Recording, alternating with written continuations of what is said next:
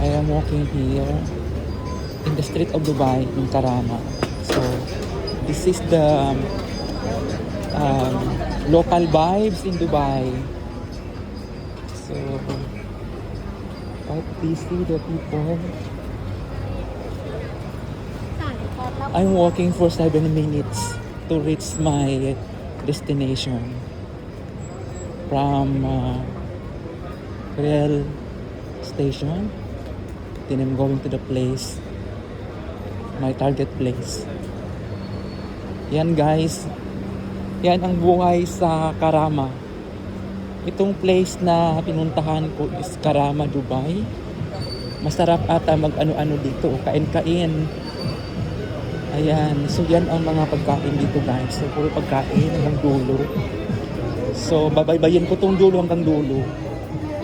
Yan, ganyan. Outdoor ang kainan dito.